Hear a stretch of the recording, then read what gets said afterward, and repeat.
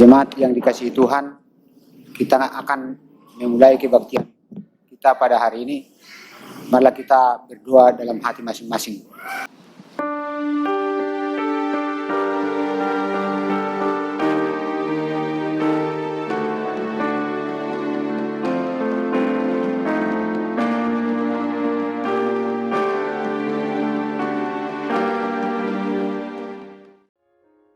Selamat hari Minggu bagi kita semua. Terpujilah Allah Tritunggal yang telah memanggil kita untuk mengikuti ibadah di minggu ke-6 setelah Trinitatis ini. Dialah Tuhan yang memelihara hidup kita dan menuntun perjalanan hidup kita sepanjang minggu ini. Terpujilah Allah Tritunggal yang memelihara dan menuntun perjalanan hidup kita. Melalui topik ibadah minggu ini, kita diingatkan untuk beribadah dan memberi persembahan kepada Allah. Karena itu, marilah kita beribadah hanya kepada Allah saja. Berikanlah persembahan kepadanya dengan sukacita, sesuai dengan berkat yang diberikan kepadamu oleh Tuhan Allahmu. Ya Tuhan Allah Tritunggal, bagimulah pujian dan persembahan kami demi kemuliaan nama-Mu. Marilah kita masuk ke dalam persekutuan yang kudus ini. Kita satukan hati dan pikiran kita untuk memuji dan memuliakan Allah Tritunggal. Kita bernyanyi.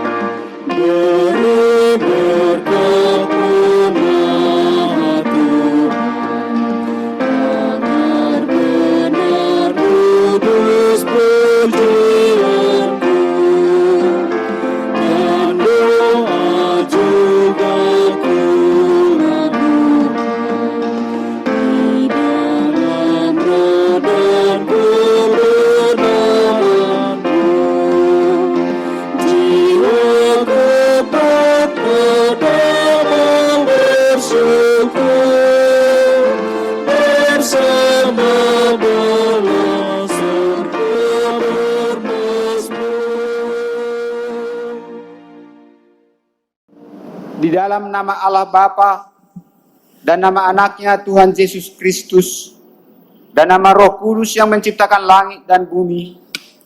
Amin. Tetapi saatnya akan datang dan sudah tiba sekarang bahwa penyembah-penyembah benar akan menyembah Bapa dalam roh dan kebenaran. Sebab Bapa menghendaki penyembah-penyembah demikian.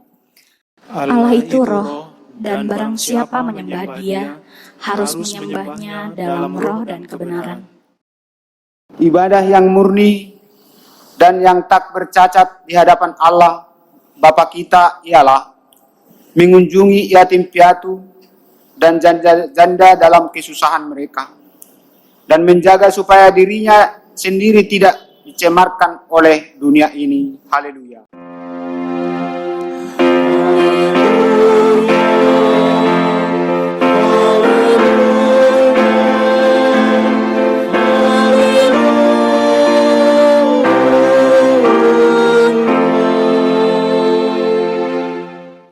Marilah kita berdoa.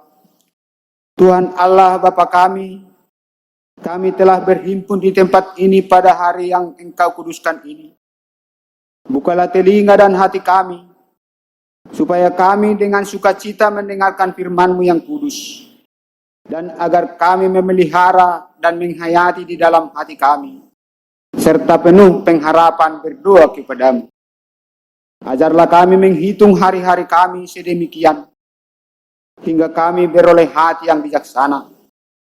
Berikanlah bagi kami roh kedamaian dan kebenaran, supaya kami mengerti kehendak-Mu, dan dengan segenap kekuatan kami dapat melakukan kedamaian dan kebenaran itu.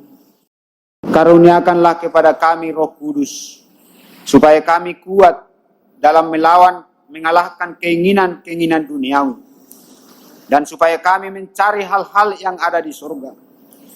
Kuatkanlah kami mengalahkan segala kuasa kegelapan yang sanggup menghalangi perjalanan kami menuju kebahagiaan yang kekal.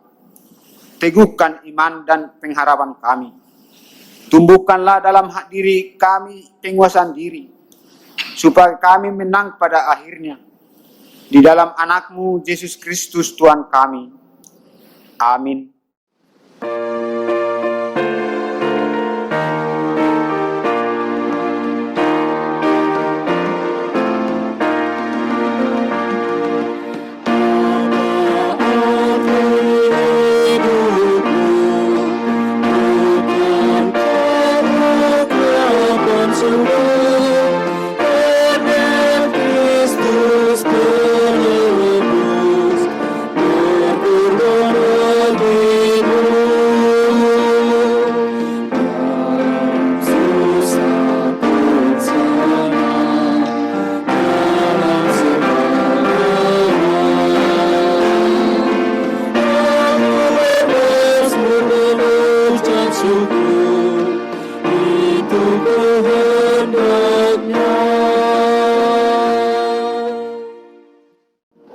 Hukum Taurat Tuhan untuk kita pada ibadah minggu ke-6 setelah Trinitatis pada hari ini tertulis di dalam kitab Roma pasal 12 ayat 1. Karena itu, saudara-saudara, demi kemurahan Allah, aku menasihatkan kamu, supaya kamu mempersembahkan tubuhmu sebagai persembahan yang hidup, yang kudus dan berkenan kepada Allah. Itu adalah ibadahmu yang sejati. Demikianlah hukum Tuhan. Marilah kita bersama-sama memohon kekuatan sesuai dengan hukum Tuhan. Ya Tuhan Allah, kuatkanlah kami untuk melakukan yang sesuai dengan hukum-Mu. Amin. Amin.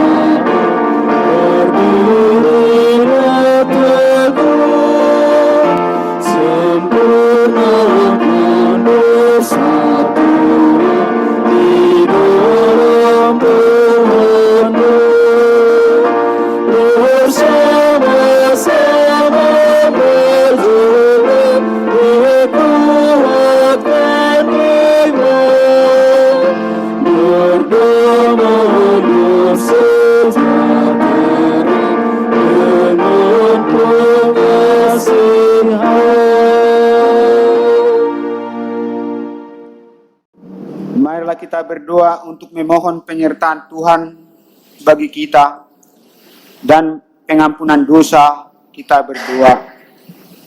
Ya Tuhan Allah yang Maha Kuasa, Engkaulah terang dan keselamatan kami. Kami berseru dan memohon kepadamu, kiranya berkenanlah Engkau memberi kami kekuatan di dalam menjalani masa neonormal sekalipun pandemi COVID-19 juga belum reda. Kami tidak mengetahui pasti kapan ini akan berakhir. Mungkin kami akan hidup dengan pandemik ini sampai waktu yang cukup lama. Karena sampai saat ini belum ada tanda-tanda pasti penanggulangan atau penghentiannya. Dengarkanlah Tuhan seruan yang kami sampaikan. Kasihanilah kami dan jawablah kami. Ya Tuhan Allah Bapa, Anak dan Roh Kudus, kasihanilah kami, mampukan kami untuk tetap beriman teguh hanya kepadamu. Ya Tuhan Allah, Engkaulah yang memberkati kami dan pekerjaan kami. Engkaulah Tuhan yang membebaskan kami dari berbagai pergumulan hidup, sebagaimana Engkau telah melakukan kepada bangsa-Mu Israel dari perhambaan Mesir. Karena itu Tuhan, Engkau menghendaki kami untuk setia beribadah kepadamu, serta menyerahkan persembahan syukur atas perbuatan sesuai dengan berkat yang kami terima daripadamu. Sebab Engkaulah yang mempercayakan semuanya itu kepada kami. Tetapi Tuhan, kami sering tidak beribadah dengan setia kepadamu. Sering sekali persembahan yang kami serahkan tidak sesuai dengan berkat yang kami terima daripadamu. Karena itu Tuhan, kami datang ke hadapan-Mu yang kudus itu, memohon pengasihan-Mu. Janganlah kiranya Engkau mengusir kami dari hadapan-Mu. Jadilah kami sesuai dengan kehendak-Mu.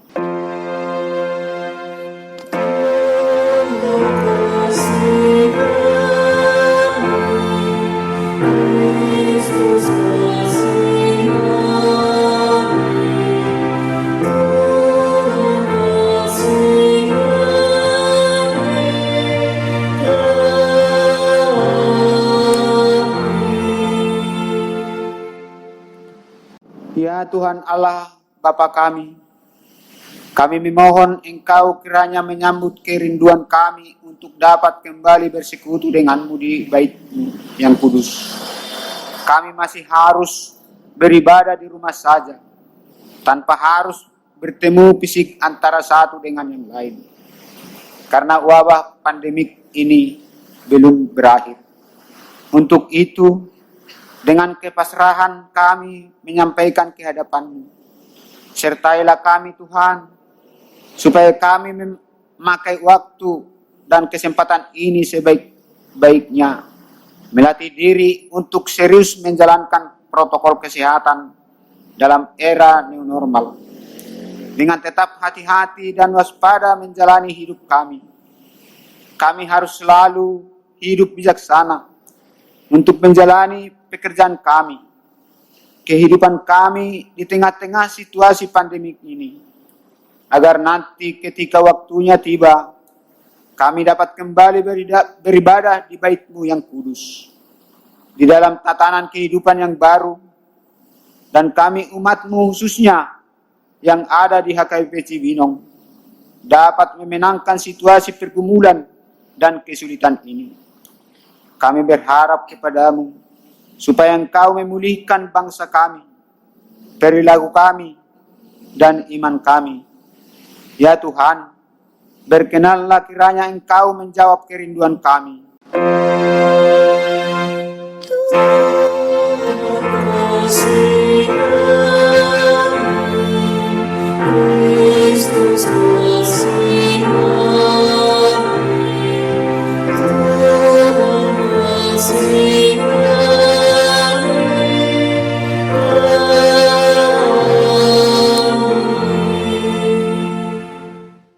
Ya Allah Bapa kami yang Maha Kuasa dan Pengasih, Engkau tahu bahwa hingga kini gereja-Mu HKBP Cibinong masih bergumul dalam proses pembangunan gereja di tengah-tengah situasi new normal akibat pandemi COVID-19. Mampukan kami Tuhan, dan berilah kami hikmat-Mu, agar setiap upaya yang kami kerjakan untuk proses pengerjaan atap dan lantai gereja dapat terwujud dalam waktu yang tidak begitu lama lagi. Kami yakin dan percaya akan kuat kuasa-Mu yang akan selalu menuntun dan menguatkan kami, agar kami dapat mengupayakan yang terbaik untuk merampungkan pembangunan gereja-Mu. Kami percaya bahwa hanya Engkau-Lah sumber pengasihan dan pengampunan. Janganlah lupakan kami. Dengarkanlah doa permohonan kami ini ya Allah, Bapa, Anak, dan Roh Kudus. Amin. Pengasih, panjang sabar dan berlimpah kasih setia. Tidak dilakukannya kepada kita setimpal dengan dosa kita, dan tidak dibalasnya kepada kita setimpal dengan kesalahan kita. Seperti Bapa sayang kepada anak-anaknya, demikianlah Tuhan sayang kepada orang-orang yang takut akan Dia. Kemuliaan bagi Allah di tempat yang maha tinggi. Amin.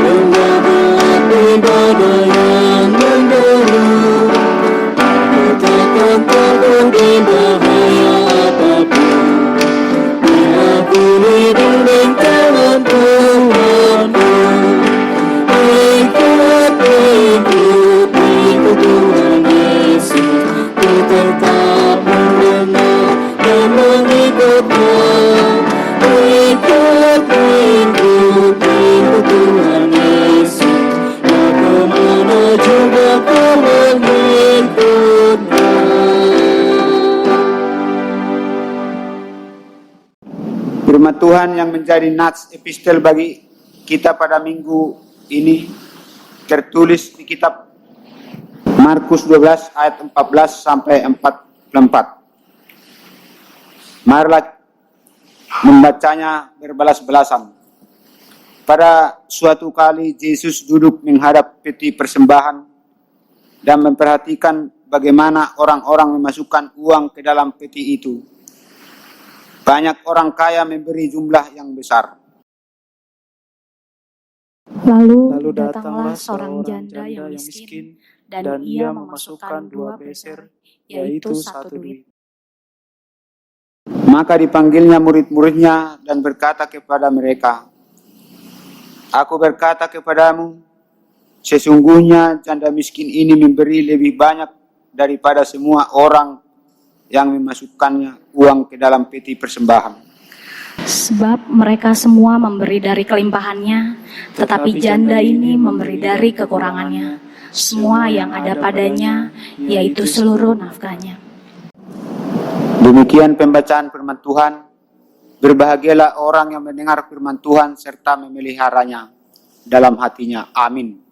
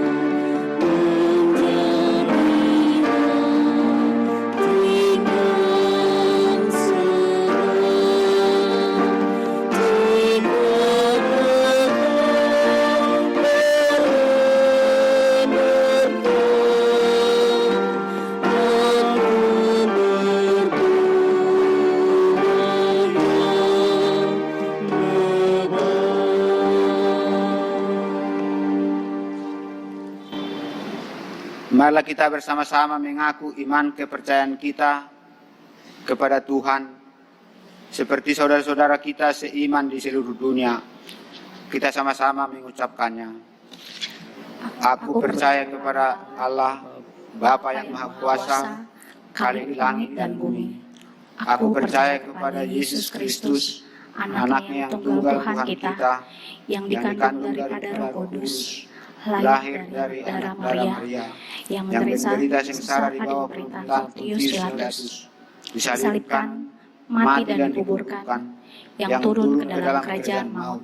Pada hari yang ketiga, bangkit pula dari antara orang mati, naik ke surga, duduk di sebelah kanan Allah, Bapa yang Maha Kuasa, dan dari sana akan datang kelak untuk menghakimi orang yang hidup dan mati.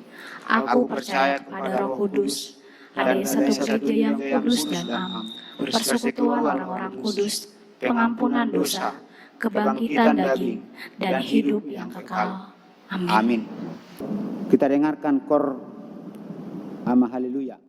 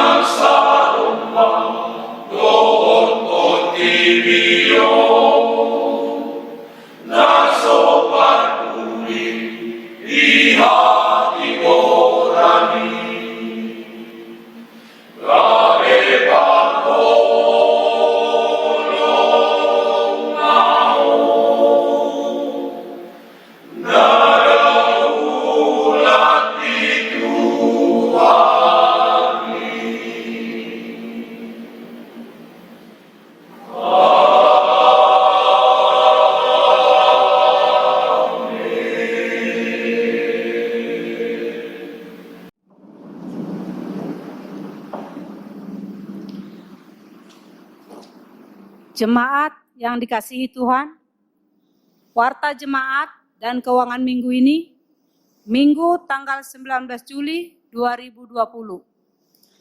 Romawi 1. Calon Sintua.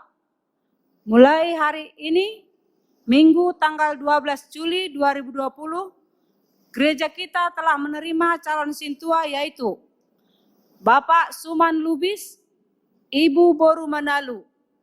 Alamat Puri Nirwana 2, Blok AF nomor 5, RT 7, RW 12, Sektor 4. Kiranya Tuhan Yesus Kristus memberkati atas kesediaan mereka menjadi pelayan Tuhan di gereja kita. Romawi 2, keuangan. Uang masuk Minggu tanggal 12 Juli 2020 untuk kas jemaat Rp26.200.000. Untuk pembangunan Rp29.050.000. Demikian warta jemaat kita hari ini. Kiranya Tuhan Yesus memberkati kita semua.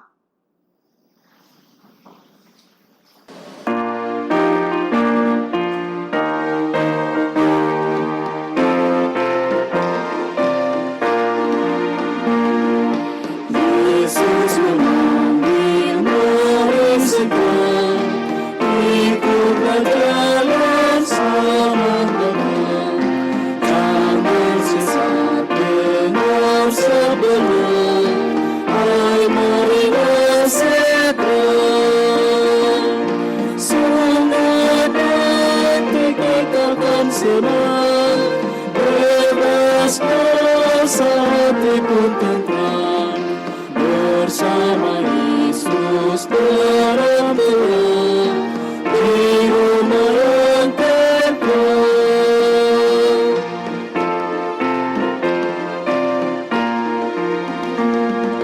Jangan kau lupa berserta, minta kasih lepas terhilang. Mari dengar lembut serenang, anakku datanglah. Semua nanti kita akan senang, bebas dosa hati pun tentram, bersama Yesus dalam terang, di rumah yang kekal.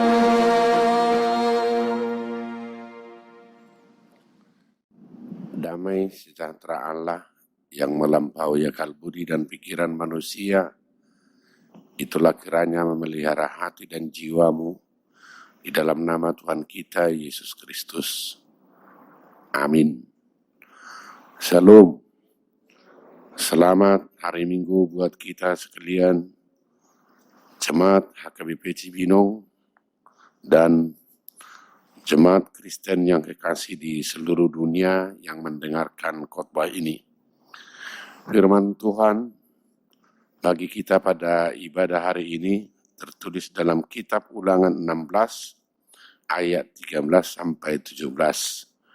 Begini bunyinya dikatakan di sana.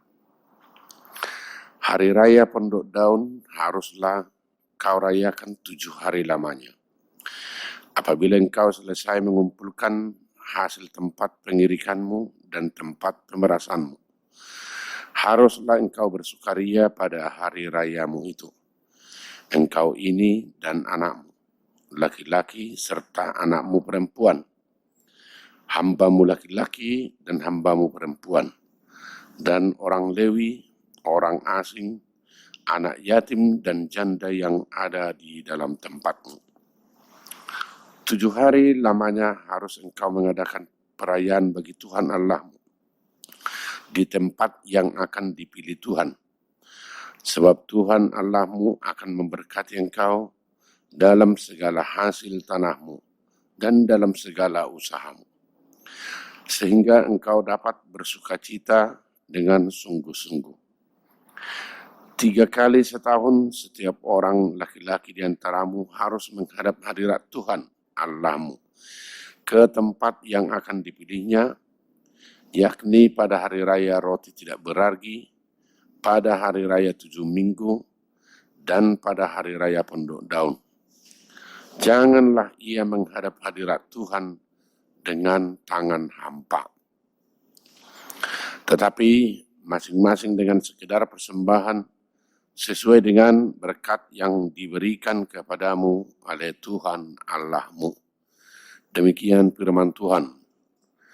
Bapak Ibu, saudara-saudara sekalian, kita tahu sekarang pandemi COVID masih tetap ada, walaupun sudah dicanangkan era baru, zaman baru, kita masih tetap PSBB, dan sapaan firman Tuhan masih tetap dari gereja ini melalui audio, video.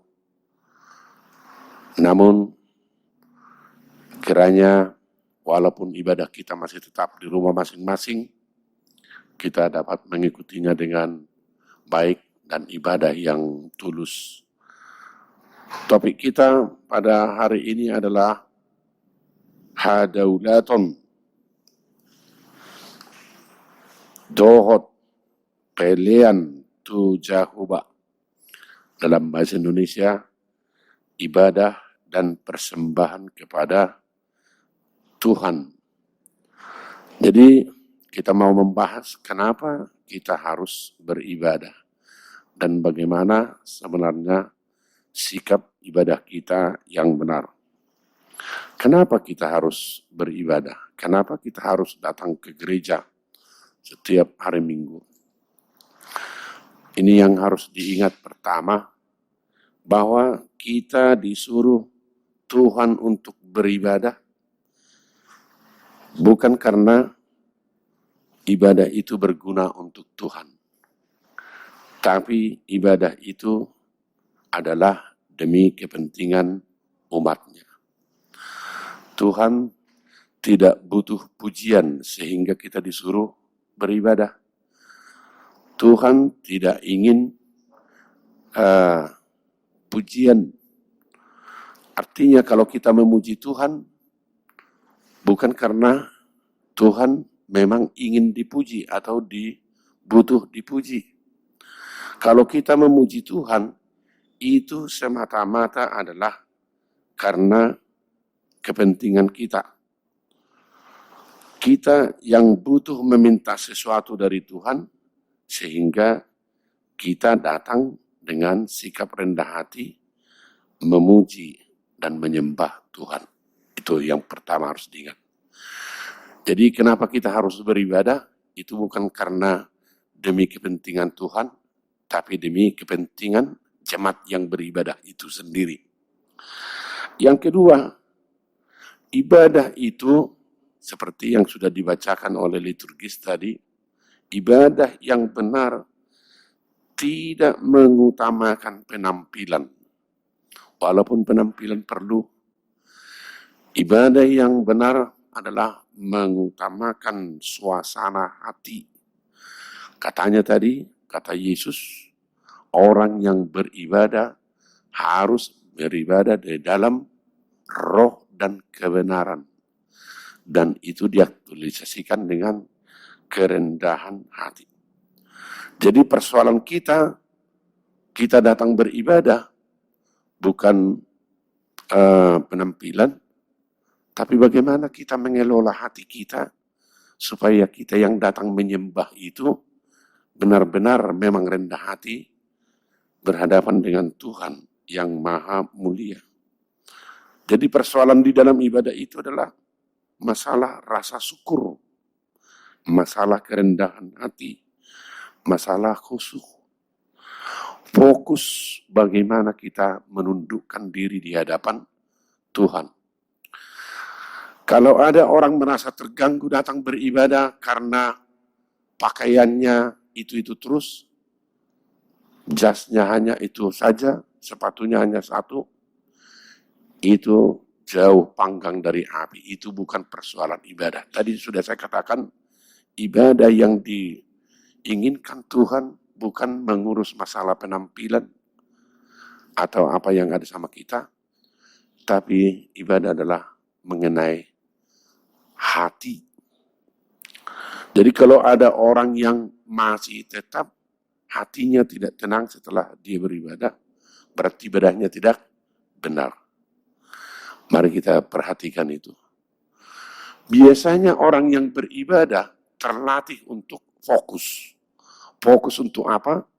Merendahkan hati di hadapan Tuhan dan fokus untuk mendengar wejangan dari Tuhan. Jadi kalau percuma orang selalu datang beribadah, tapi dia tidak pernah fokus untuk mendengarkan orang yang sedang berbicara dengan dia. Sia-sia orang datang beribadah kalau wejangan atau firman Tuhan atau perintah Tuhan berlalu begitu saja. Sayang, begitu banyak orang yang datang beribadah, yang dia pentingkan adalah kesenangannya saja, bukan kesenangan Tuhan. Seterusnya, kenapa kita harus beribadah dan bagaimana sikap kita beribadah? Ibadah itu adalah kilas balik atau respons kita terhadap kebaikan Tuhan atau karya maha besar Tuhan dalam kehidupan kita sehari-hari. Jadi kalau ada orang datang beribadah, tapi dia tidak ingat bagaimana dia kemarin sampai datang ke sini, sampai duduk di gereja ini, dia tidak mengingat atau merasakan atau mengagumi kebaikan Tuhan, pasti responsnya dalam ibadah itu tidak baik kepada Tuhan. Percuma datang beribadah kalau kita hanya mau bernyanyi atau menyembah tanpa ingin merespons kebaikan Tuhan. Makanya topik kita dalam beribadah itu tadi dilarang. Dilarang datang ke gereja beribadah dengan tangan hampa, tanpa persembahan. Itu tadi dikatakan di ayat 16. Jangan ada orang yang datang beribadah dengan tangan hampa. Kenapa? Kita bisa merasakan siapa kita kemarin dan siapa kita sekarang. Kita bisa merasakan apa yang kita bawa dari Bonapasogit dan siapa kita sekarang yang sudah bisa mendirikan rumah atau menyekolahkan anak. Nah, respon atas kebaikan Tuhan yang kita terima dari masa lalu sampai sekarang, itulah yang membuat kita datang beribadah dan menyembah Tuhan. Nah, jadi ada 3 hal utama yang harus kita ingat. Kenapa dan bagaimana sikap kita harus beribadah kepada Tuhan. Yang pertama, kita disuruh beribadah bukan karena Tuhan ingin dipuji atau disembah. Kita disuruh beribadah adalah demi kepentinganmu sendiri. Kamu ingin meminta sesuatu kepada Tuhan, datanglah dengan rendah hati. Pujilah dia, layani dia dengan baik. Jadi keuntungan kita yang ada di dalam ibadah, bukan keuntungan Tuhan. Kalau Anda pun tidak mau datang beribadah, ya silakan saja, Tuhan tidak rugi. Kamu yang rugi. Kamu tidak mendapat kesempatan untuk meminta sesuatu dari Tuhan. Yang kedua, ibadah tidak mengutamakan penampilan. Tapi ibadah adalah bagaimana kita mengelola hati kita. Jadi yang ada di dalam ibadah adalah kerendahan hati, rasa syukur, khusyuk, dan berterima kasih. Dan yang ketiga, ibadah itu adalah respons kita atas semua kebaikan Tuhan yang telah menolong kita. Bapak, Ibu, Saudara-saudara sekalian, kalau demikian halnya, apa yang ditentukan yang harus kita ingat dalam setiap ibadah itu? Ada beberapa hal penting, 4 hal penting yang saya pelajari dari nats ini. Di dalam ibadah, dalam kitab Ulangan 16 ayat 13 sampai 17 ini, kita difokuskan mengenai waktu. Ada waktu beribadah. Kalau dikatakan tadi ayat 16, 3 kali setahun setiap orang laki-laki di antaramu harus menghadap hadirat Tuhan Allahmu ke tempat yang akan dipilihnya. Kita garis bawahi dulu, 3 kali setahun. Umat Israel harus berkumpul di Yerusalem 3 kali setahun. Umat Silon berkumpul di Mekah 2 kali setahun. Tapi umat Israel harus 3 kali. Tapi umat Kristen sesuai dengan ajaran Yesus, waktu Yesus berbicara dengan wanita Samaria, sekarang sudah ada waktunya, sudah datang waktunya, dan itu sudah terjadi sekarang. Bukan hanya di Gunung Gerizim atau di Yerusalem. Dimanapun kamu, setiap saat harus beribadah. Nah, kenapa di umat Israel ini difokuskan 3 kali waktunya? Yang saya pelajari dari Alkitab ini, supaya umat Israel selalu bisa mengenang 3 peristiwa penting yang mereka alami dalam sejarah kehidupan mereka. Mereka dulu adalah budak.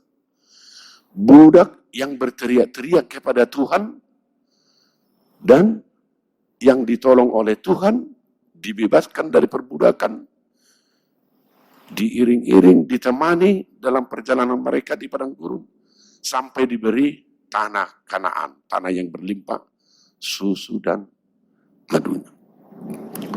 Mereka harus fokus ke sana. Siapa dulu kamu? Ada bahayanya umat penyembah Tuhan, namanya dia penyembah Tuhan, tapi dia itu lupa kacang akan kulitnya. Makanya dalam kitab Ulangan, pasal 8, pasal 5, dan pasal 8, ini selalu diajarkan kepada umat Israel. Kamu harus ingat siapa dulu kamu.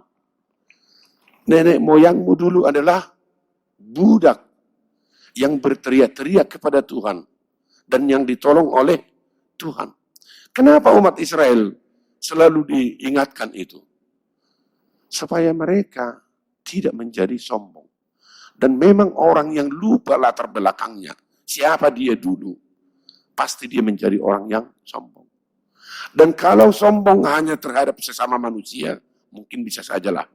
Tapi kalau kita sombong terhadap Tuhan, merasa sudah berbuat baik, merasa sudah melakukan apa yang disenangi Tuhan, saya pikir ini adalah awal dari kehancuran kita. Makanya diingatkan itu. Waktunya ingat itu. 3 kali setahun. Kamu harus ingat itu. 3 kali setahun. Harus lakukan itu. Jangan sampai kamu melupakan itu. Biasanya anak-anak di rumah, sekali diingatkan ibunya, iya ma. 2 kali diingatkan ibunya, sudah mulai bosan. Tapi 3 kali diingatkan ibunya, mungkin dia akan melawan. Bagaimana kalau umat Kristen diingatkan oleh Tuhannya setiap saat? Jangankan 3 kali, setiap saat juga kita harus bersedia. Unang sa pedong ruas naman dok, maos solani. Kenapa? Karena sangat berbahaya kalau kita sampai lupa siapa diri kita yang sebenarnya. Apalagi di hadapan Tuhan. Yang kedua, di mana fokus ibadah orang Kristen?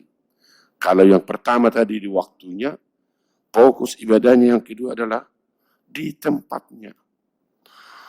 Umat Israel dulu difokuskan tempat ibadahnya adalah Yerusalem. Tempat ibadahnya adalah Yerusalem. Tempat-tempat lain dianggap sebagai tempat-tempat ibadah kafir. Nah, bagaimana kalau ada orang yang belum sempat bisa ke Yerusalem? Makanya di Israel diaturkan itu. Setiap keluarga harus punya mezbah sendiri. Bagaimana kalau imam tidak sempat ada di sana? Makanya diaturkan setiap suami atau ayah harus menjadi imam sendiri. Bahwa orang Kristen sekarang adalah kalau dia tidak sempat datang ke gereja, suami bertanggung jawab harus menjadi imam bagi setiap keluarga. Dan bila suami sudah lupa akan itu, bahaya menanti keluarga tersebut. Ini hal-hal sederhana, tapi coba kita renungkan dulu. Bagaimana kalau ayah sudah tidak ingat lagi atau tidak peduli dengan masalah kerohanian anak-anaknya. Banyak anak-anak yang pintar yang berhasil secara duniawi, tapi moralnya bejat. Bapak-bapak, apakah senang punya anak gadis yang cantik, tamat S3, tapi moralnya bejat? Baru hamu ka mga kaina. Oh, nasisipno mo berin ba? Apa artinya orang hebat, sukses secara duniawi, tapi moralnya rendah? Kalau kita kaya saja, kaya, tapi moral kita tidak benar, dicibirkan orang. Saya pernah melayani jemaat di pasar Minggu.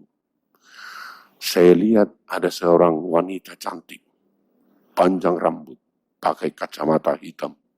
Wah, keluar dari rumahnya naik mobil mewah.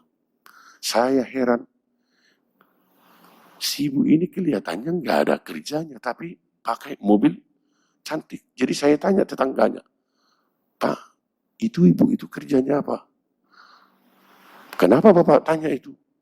Kan rumahnya mewah, mobilnya juga mewah, pakaiannya cantik. Bapak ini nanya semua. Iya, saya perlu tahu itu. Saya bilang begitu. Apa katanya? Itu adalah wanita panggilan orang-orang berkelas. Setelah dikatakan begitu, apa yang saya katakan? Mobilnya mewah, tapi dirinya tidak berharga. Itulah orang yang melupakan kerohanian. Banyak orang yang kaya, rumahnya hebat, tapi harga dirinya tidak ada.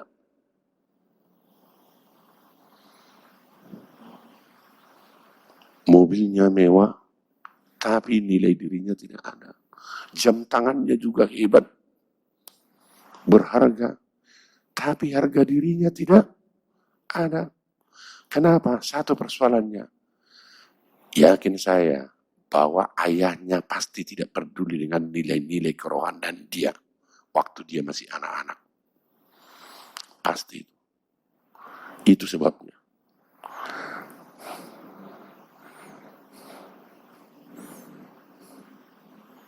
Ini fokus tadi kepada tempat ya. Artinya ayah harus selalu mendekatkan anak-anaknya, membawa anak-anaknya ke tempat-tempat kudus. Ada ayah yang bangga bisa membawa anaknya berlibur ke Amerika atau ke tempat-tempat apa. Tapi dia tidak pernah berpikir, kenapa saya membawa anak-anak saya ini ke tempat keramaian yang indah-indah, yang mahal-mahal. Tapi saya tidak sempat membawa anak-anak saya ini ke tempat-tempat kudus untuk mendekat dengan Tuhan.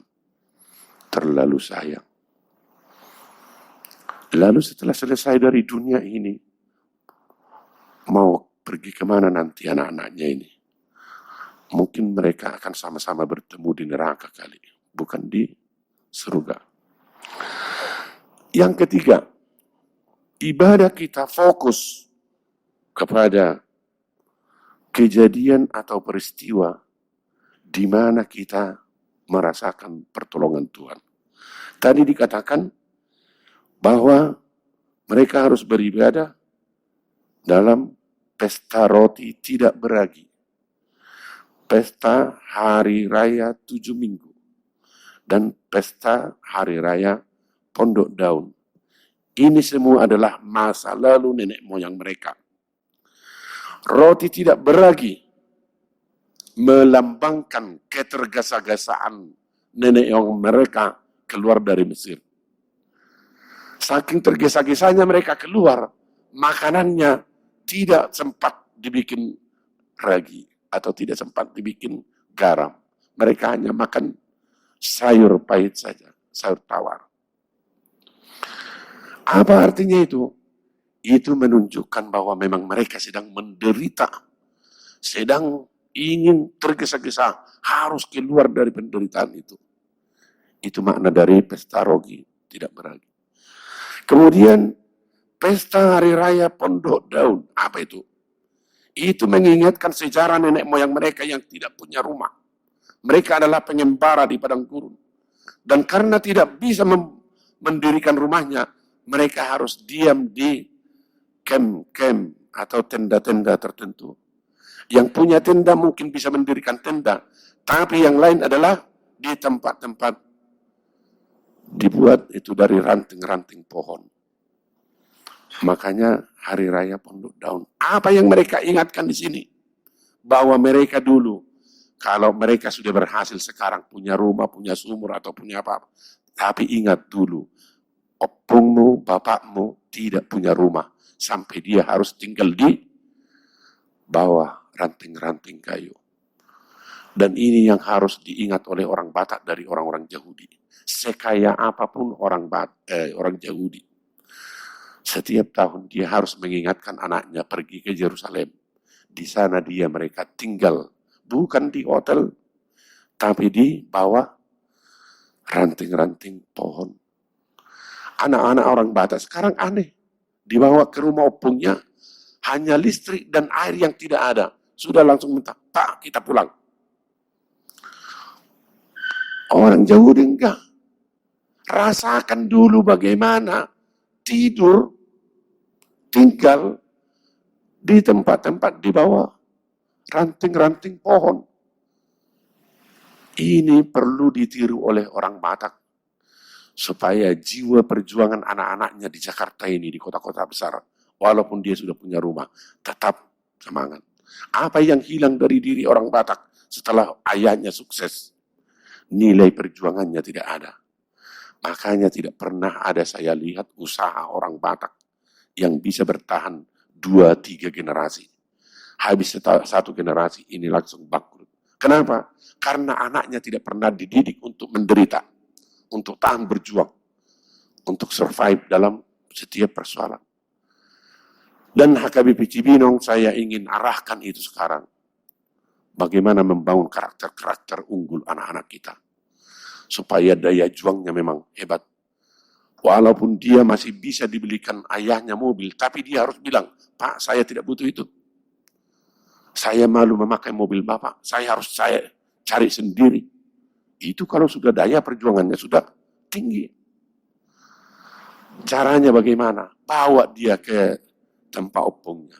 Bikin dia hidup di sana, digigiti nyamuk. Tanpa anti nyamuk, tanpa selimut. Tapi dia bisa survive hidup di sana. Jangan langsung menjerit, Pak, ayo kita pulang. Di sini nggak ada kamar mandi. Jangan. Harus katakan, hadapi. Ini dulu yang dihadapi nenek moyangmu. Begini dulu Bapak. Jangan malah Bapak bilang, sotong tahu gelek kisona tahunon. Pikir hona burjuo isi emang. Penjara isi mulai dikokosoni. Sotong tahu gelek isi sonon. Justru itu mematikan daya juang anak-anakmu. 3 kali setahun loh. 3 kali setahun dia halak bata mula sepangarat 7 jam nupungna. 3 kali setahun dubok kamu. Termasuk dua rodo talahon naman do sono nakyan ya. Belum tentu ibu sampai 10 tahun. Suatu kita gelek ison na tahun ipikir na burjiwa na. Apa bapak penjahat mulai do soni. Didik dia supaya punya nilai juang, daya juang. Didik dia supaya dia bisa survive dalam setiap kesulitan. Una ngalabuhi be ileko mangan lang aarte KFC do dia sudah nang buhi mangan lang gadung. Ajari ba na mangan lang gadung. Baru sarapan gadung laut si sekolah, modo-modo di sekolah, alai di pasek ko boy. Juara sada. Itu baru ayah yang benar. Kenapa itu diingatkan Tuhan? Jangan lupa kamu. Siapa dulu kamu? Bukan hanya dalam pesta roti tidak beragi, tapi juga pesta Paskah. Bagaimana orang Yahudi dibebaskan oleh tangan yang kuat keluar dari perbudakan di Mesir. Mereka harus ingat, tanpa Tuhan saya ini nggak ada apa-apanya. So marhiti di bata, dangadong lapatan di ngolukon. Alani di bata, ron na paluaw nao, upay buhay maluaw, siyan budak di Mesir. Ito na nangingot tonon na. Dan yang keempat, ini yang paling penting, fokus dalam ibadah kita adalah fokus mengenai hati, bukan fokus mengenai penampilan. Hati yang baik adalah hati yang seperti cermin. Dia bisa bening untuk menerima apapun yang ada, tapi walaupun dia sebagai cermin, tetap dia bisa memantulkan apa yang indah. Itu hati yang baik. Hati yang baik adalah bisa menerima segala sesuatu tanpa tergores hatinya ini. Tapi dia tetap memberikan yang terbaik. Hati yang baik adalah gampang dia merasakan apa yang dirasakan orang lain. Dan mau ikut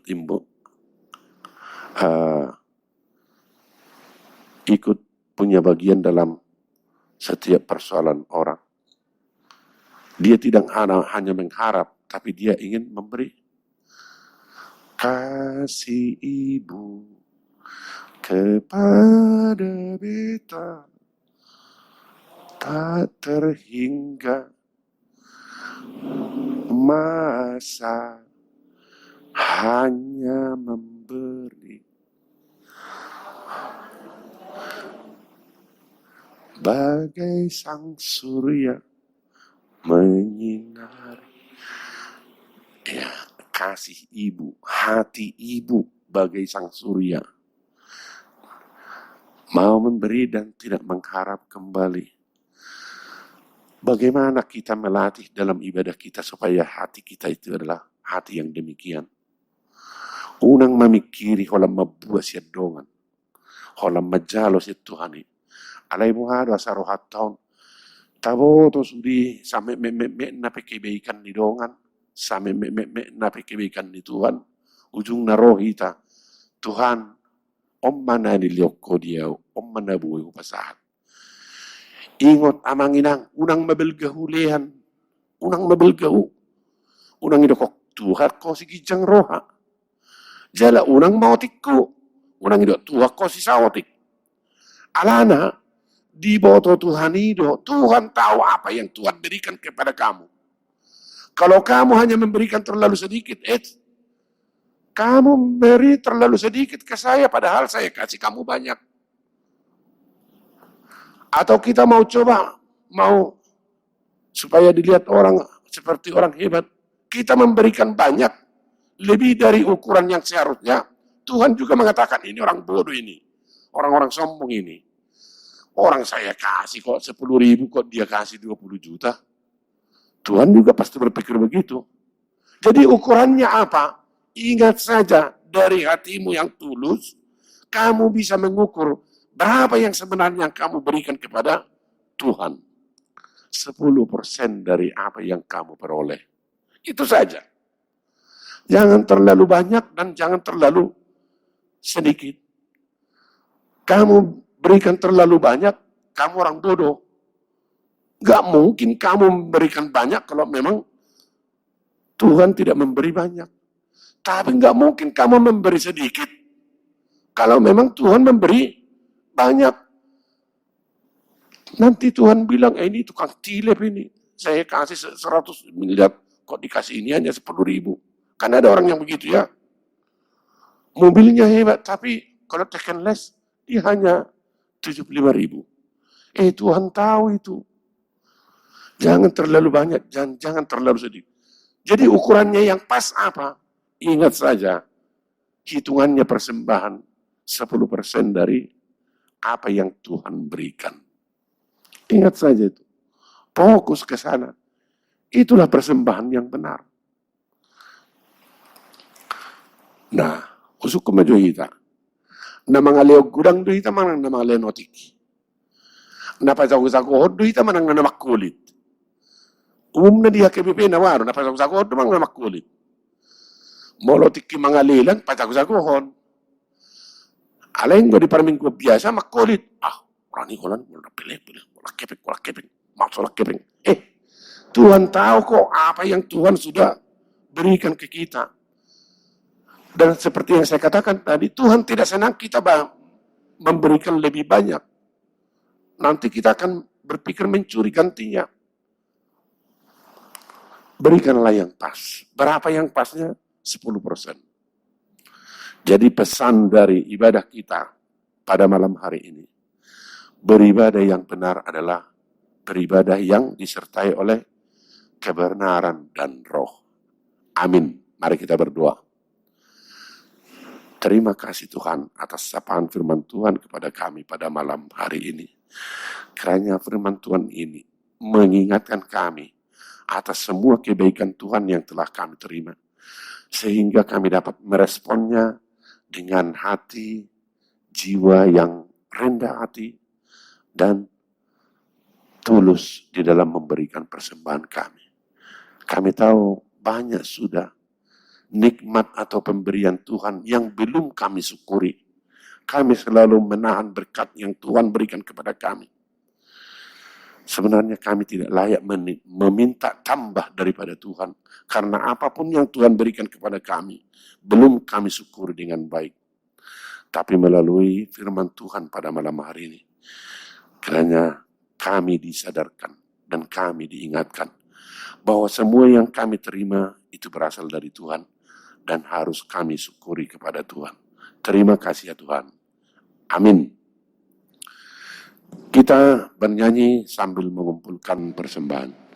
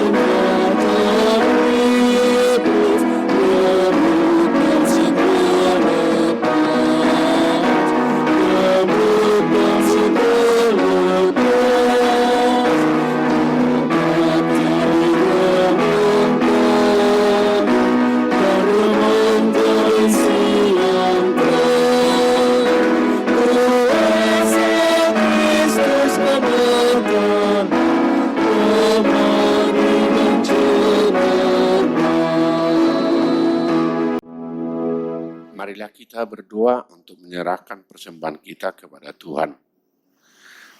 Ya Allah, Bapa kami yang di surga, kami mengaku bahwa Tuhan adalah sumber dari segala karunia yang melimpah dalam kehidupan kami masing-masing. Sebagian daripada karunia itu kami serahkan kembali sebagai persembahan kepada Tuhan. Terimalah dan berkatilah persembahan umat-Mu ini, agar dapat kami pakai untuk pekerjaan dan pelayanan kerajaan Tuhan di dunia ini. Bukalah hati kami untuk mengenal betapa banyak berkat dan karunia yang kami peroleh dari Tuhan, supaya kami senantiasa bersyukur kepadamu di dalam nama Yesus Kristus Tuhan kami. Amin.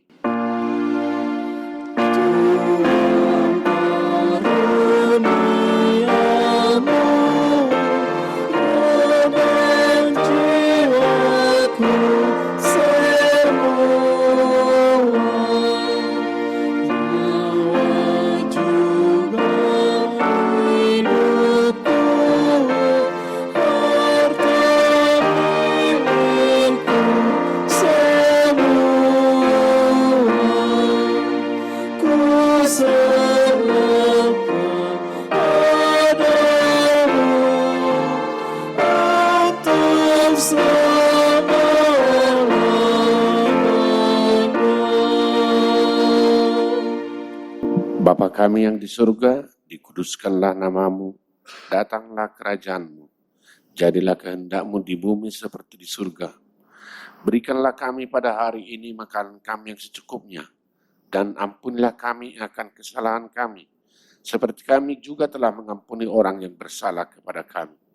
Dan janganlah membawa kami ke dalam pencobaan, tetapi lepaskanlah kami daripada yang jahat.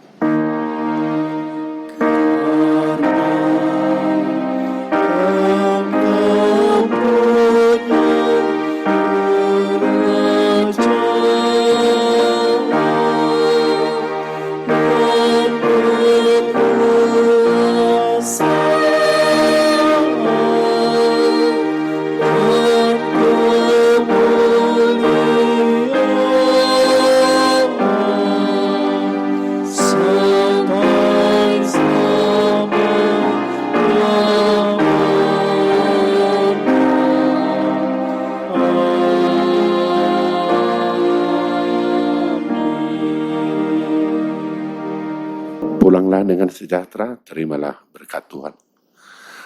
Tuhan memberkati engkau dan melindungi engkau. Tuhan menyinari engkau dengan wajahnya dan memberi engkau kasih karunia.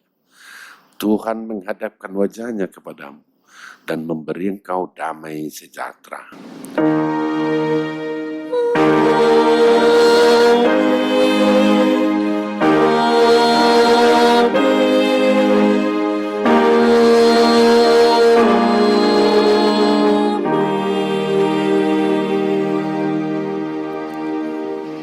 Shalom.